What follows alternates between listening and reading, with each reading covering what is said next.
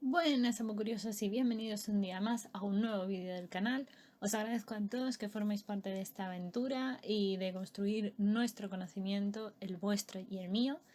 Espero que estéis bien, que estéis deseando aprender cosas nuevas o refrescar en vuestro cerebro aquellas cosillas que habíais olvidado y que vamos a intentar ir aprendiendo y o refrescando, insisto, en estos vídeos y en este vídeo de hoy, sin ir más lejos.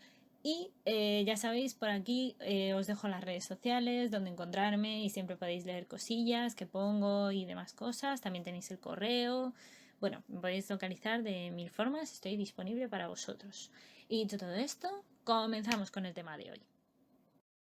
Y para acabar vamos a hablar un poquito de los nematodos con otras particularidades. Deciros que Nathan Augustus Cobb, del cual ya os he hablado previamente en algunos hilos en las cuentas de divulgación científica, describió la ubicuidad de los nematodos.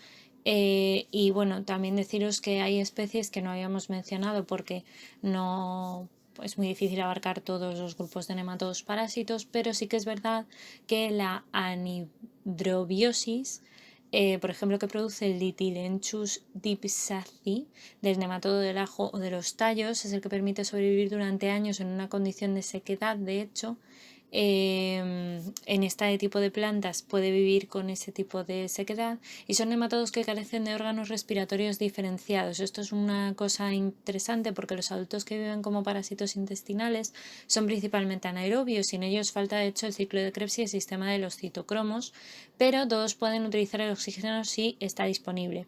Algunos nematodos, sin embargo, de vida libre y de estados libres de algunos parásitos también se ha visto que son aerobios obligados y por lo tanto poseen un ciclo de Krebs y citocromos.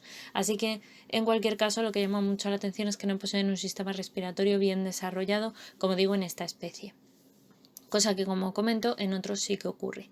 Y ya que hemos hablado de los nematodos parásitos, también os quería comentar que hay nematodos parásitos de plantas que yo trabajé estoy haciendo un trabajo en el que además los estudiamos y descubrimos, o mejor dicho, por bibliografía estuvimos viendo, que los nematodos parásitos de plantas o fitoparásitos pueden clasificarse según el tipo de parasitismo que ejercen sobre sus huéspedes. Asimismo tenemos endoparásitos, que el adulto penetra totalmente en la planta y los huevos se desarrollan dentro y solo las formas juveniles salen al exterior liberándose al morir la planta.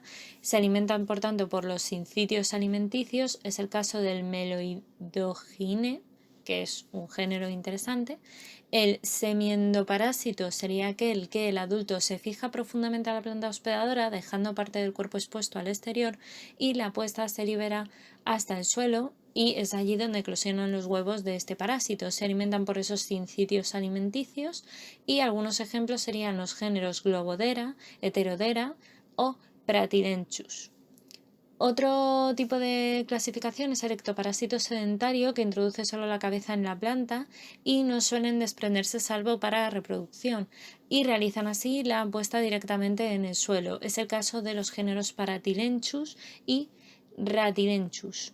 Y los ectoparásitos migradores, que pueden ser asimilados a especies nematodas de vida libre con alimentación fitófaga y que solo introducen en la planta el estilete, de manera que algunos forman sincitios alimenticios y otros no. Es el caso del Siphinema y Trichodorus, que son los géneros más conocidos en este tipo de ectoparasitismo migratorio. Y en numerosos géneros se desconoce el tipo de parasitismo de tipo fitosanitario, pero destacamos como géneros interesantes para que los conozcáis un poquito: al Ditylenchus, Criconemeia o Mesocriconema, Helicotilechus, Longidorus, Paradrichodoru, Velomonolaimus y Rhadophilus. Todas estas especies fitoparásitas de nematodos poseen además, curiosamente, en común un estilete, lo que ayuda a diferenciarlas de las especies que pueden resultar beneficiosas y que por tanto pueden resultar no parásitas.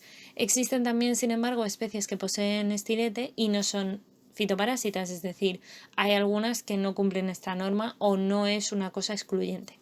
El caso, por ejemplo, de ser una especie con estilete y no tener características fitoparasitarias es el caso del género Tilenchus, que es un fungívoro. Y esto es todo lo que os quería comentar un poquito de nematodos, pues porque tuvierais también una visión un poco general de los nematodos que pueden llegar a afectar a las plantas y que me parecen muy interesantes.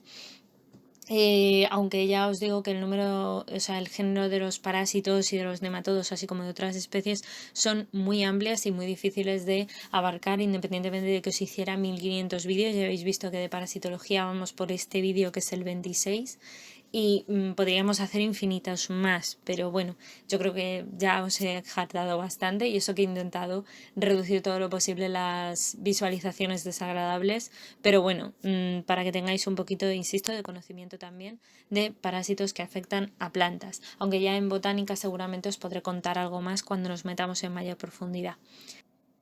Y hasta aquí por hoy, amo curiosos. Espero que hayáis aprendido, que os haya resultado entretenido y sobre todo, ya sabéis, darle el pulgar hacia arriba, darle a la campana, dejaros las dudas, la información que encontréis que a lo mejor yo no he puesto sobre el tema, comentarios si queréis y demás aquí en el vídeo o en redes sociales o donde queráis.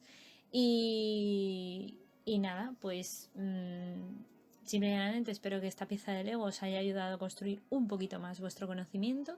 Y ya sabéis, nos leemos por redes sociales, nos vemos en el próximo vídeo. Muchas gracias. Ya sabéis que podéis compartir vuestro conocimiento siempre con todo el mundo. Y nada, que la ciencia y la fuerza os acompañe.